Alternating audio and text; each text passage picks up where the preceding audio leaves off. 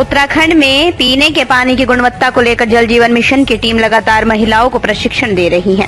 आज भगवानपुर ब्लॉक में घर घर जल हर घर जल के अंतर्गत जल जीवन मिशन की टीम द्वारा न्याय पंचायत स्तर पर आशाओं, आंगनबाड़ी वर्करों और गांव की पेयजल समितियों को प्रशिक्षण दिया गया। जल जीवन मिशन के कोऑर्डिनेटर सुजीत थपलियाल ने बताया, जौलीग्रांट स्थित हिमालयन इंस्टीट्यूट हॉस्पिटल ट्रस्ट गांव-गांव की पेयजल समितियों को पानी की गुणवत्ता, स्वच्छ जल की जांच कैसे की जा सकती है, शुद्ध जल कैसा होता है, पानी की गुणवत्ता कैसी होनी चाहिए, उसकी जांच कैसे हो सकती है, इसकी जानकारी न्याय पंचायत स्तर पर आशाओं, आंगनबाड़ी वर्कर्स को दी जा रही है। स्रोत का संवर्धन कैसे हो, गाँव कैसे विकास कर सकता है, सरकार की क्या योजनाएं हैं, सब प्रशिक्षण में बताया गया। इस मौके पर खेड़ी, शिकोहपुर, चुड़ियाला, मोहनपुर, हबीबपुर निवादक गांव की दो महिलाओं को प्रशिक्षण दिया गया। इस मौके पर कोऑर्डिनेटर लखपत वेस्ट, इंजीनियर करण नेगी, राहुल आदि मौजूद। Himalayan Institute of Hospital Trust Jollygrant Dehradun के माध्यम से जो है हम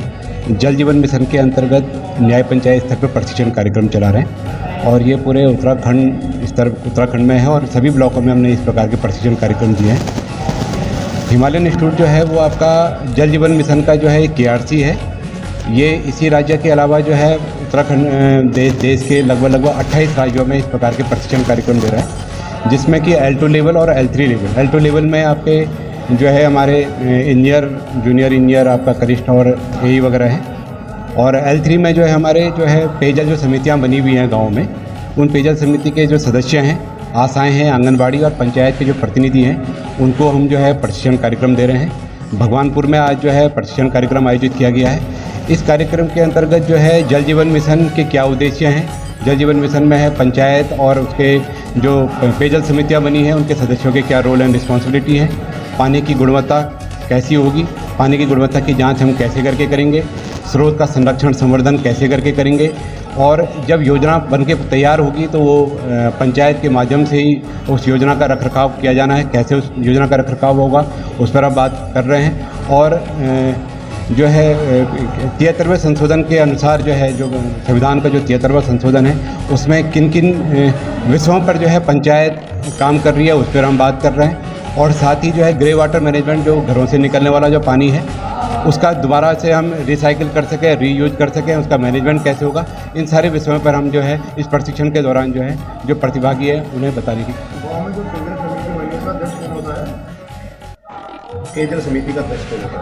का अध्यक्ष जो है एक्चुअली प्रत्येक राजस्व ग्राम में जो है एक पेयजल समिति बनी है। उस पेयजल समिति में लगभग 10 से लेकर 15 सदस्य हैं और पेयजल समिति का जो अध्यक्ष है वो आपका एक प्रधान जी होंगे और उनके साथ जो है जो एक बनाया गया है कि 50% जो है उस पेयजल समिति की महिलाएं होंगी और जो है उसका कुछ पंचायत प्रतिनिधि भी होंगे और कुछ जो है आपके निर्धन वर्ग के लोग भी उस पेयजल समिति के साथ जुड़े हैं। प्रधानों को सूचना दी गई है। एक्चुअली क्या है कि ये जो भगवानपुर में आज जो प्रशिक्षण कार्यक्रम चल रहा है ये इससे पहले भी हो चुका है। ये कुछ गांव जो छूट गए थे उन गांवों के लिए ही आप प्रशिक्षण, आप पूरे ब्लॉक के लिए नहीं है, तो कुछ न्याय पंचायत और इस न्याय पंचायत के अंतर्गत जो राजस्व ग्राम छूटे हुए हैं उन राजस्व ग्रामों को ही आप प्रशिक्षण दिया जा रहा है। इससे पहले भी प्रशिक्षण कार्यक्रम हो चुका है। वाटर ट्रीटमेंट का एक प्लान चलता है